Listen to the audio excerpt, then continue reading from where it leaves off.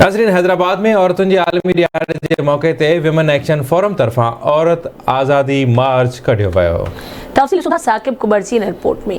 8 मार्च औरतुनि जे आलमी ॾींहं जे मौक़े ते वुमेन एक्शन फोरम तरफ़ां औरत आज़ादी मार्च शहबाज बिल्डिंग खां प्रेस क्लब ताईं कढी वई। औरत आज़ादी मार्च में शरीक क़ौमी अवामी तहरीक सरबराह आया लतीफ़ पलीजो, इरफाना मल्ला, अमर सिंधु, मारवी एवान, जामी चांडियो, हसीन मसरत समेत मुख़्तलिफ़ तबक़नि सां ताल्लुक़ रखंदड़ औरतुनि वॾे अंग में शिरकत कई। औरत आज़ादी मार्च में शरीक थींदड़ जो चवणु हो त अॼु बि असांजे मुआशिरे में औरत जे मथां तशद्दुद थी रहियो आहे। हिननि चयो त औरतूं पंहिंजे घरनि जे अंदरि बि पाण खे गैर महफ़ूज़ सम्झी रहियूं आहिनि। हिननि चयो त अॼु बि औरत खे बेगुनाह कारोकारी करे क़त्ल कयो पियो वञे। उन मौक़े ते हिननि आवाज़ टीवी न्यूज़ सां ॻाल्हाईंदे चयो त सिंध जी औरत खे ख़ासि तौर ते पोइते धिके रहिया आहिनि। सिंध जी औरत, सिंध जे ॿहिराड़ी जी औरत, सिंध जे शहरनि जी औरत हिकिड़े इस्तहसाली ढांचे में पलिजी रही आहे। त 8 मार्च ते पाकिस्तान जूं ऐं ख़ासि तौर ते सिंध जे ॿहिराड़ीअ जूं औरतूं मिली करे या इहो जिदोजहद कंदियूं आहिनि, इहो मुतालबो कंदियूं आहिनि त उन्हनि खे बराबरि जे शहरी हुजण जी हैसियत में जेके बुनियादी इंसानी हक़ आहिनि उहे ॾिना वञनि। अॼु हैदराबाद में जेका वैफ़ कई आहे मार्च, इन सां गॾु आहियूं।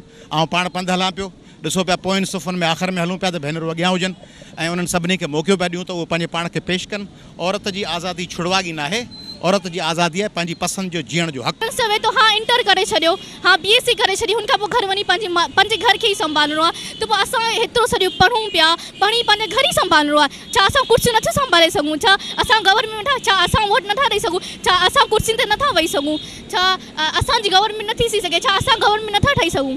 औरत इंसान आहे, ट्रांसजेंडर इंसान आहे, त उन्हनि जे हवाले सां जेके बि इशूज़ सॼो साल थियनि था, अॼु जे ॾींहुं उन्हनि इशूज़ खे उजागर कबो, मार्च कढबी ताकि मुआशरे के सुजाग भी थे ऐं इन्हनि मामलात जे हवाले सां हिकिड़ो प्रेशर पवंदो आहे न हुकूमत ते, गवर्नमेंट ते, कि बाबा हाणे घणो थियो, औरतुनि सां तशद्दुद, ज़्यादतियूं, तव्हां इन खे सिर्फ़ु लॉस पास करण जी हद ताईं न, लेकिन उन्हनि खे इम्प्लीमेंट करण जी हद ताईं बि कमु कयो। ऐं औरत खे मर्द जे बराबरी वारा हक़ ॾिना वञनि ऐं जीअं त सिंध जे ॿाहिराड़ी वारे इलाइक़नि में उन्हनि खे पढ़ायो वञे, उनखे अॻिते कढियो वञे, उनखे पंहिंजी जेको सो आज़ादु ज़िंदगी गुज़ारण जो पूरो हक़ आहे, छो जो औरत मर्द खां वधीक ताक़तवर आहे।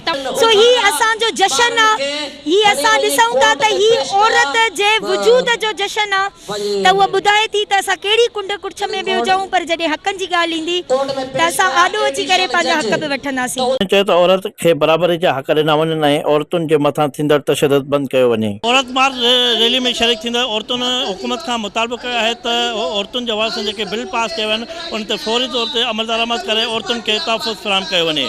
कैमरामैन यासिर कोलाई सां गॾु साकिब कुबर, आवाज़ टीवी न्यूज़, हैदराबाद।